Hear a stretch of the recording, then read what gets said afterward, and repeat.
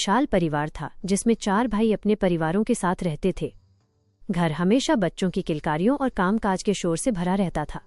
इन्हीं भाइयों में से एक और उसकी पत्नी शहर से दूर नौकरी करते थे, इसलिए उनकी छोटी बेटी को घर के अन्य सदस्य ही पाल रहे थे। माता पिता की अनुपस्थिति का फायदा उठाकर घर के बाकी लोग उस मासूम बच्ची से कठोर व्यवहार करते थे। उसे दिन भर रसोई से लेकर साफ सफाई तक का काम करना पड़ता।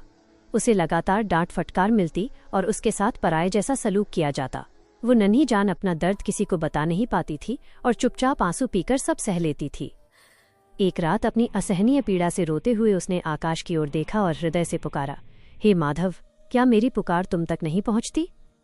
अचानक उसकी कुटिया में एक अद्भुत दिव्य प्रकाश फैल गया और प्रेम की मूर्ति माधव कन्हा उसके सामने प्रकट हुए। माधव ने अत्यंत कोमलता से मुस्कुराकर कहा, मेरी बिटिया, तुम क्यों रो रही हो? याद रखो, हर कठिन घड़ी तुम्हें अंदर से मजबूत बनाने आती है। आज तुम जो दुख सह रही हो वही तुम्हारे कल के दोगुने सुख की नींव बनेगा। यह कहकर माधव अंतर्ध्यान हो गए।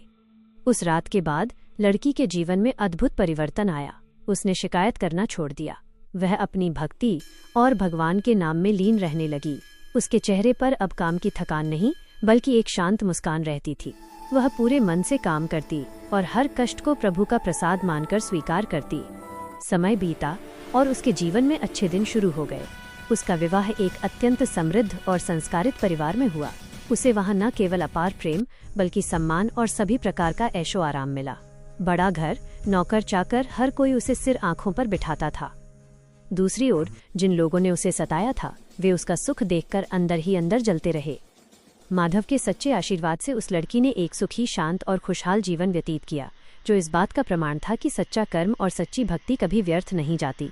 क्या आप किसी और देवी देवता से जुड़ी कहानी सुनना चाहें तो प्लीज़ हमें कमेंट करें, चैनल को लाइक सब्सक्राइब जरूर करें। थैंक्स।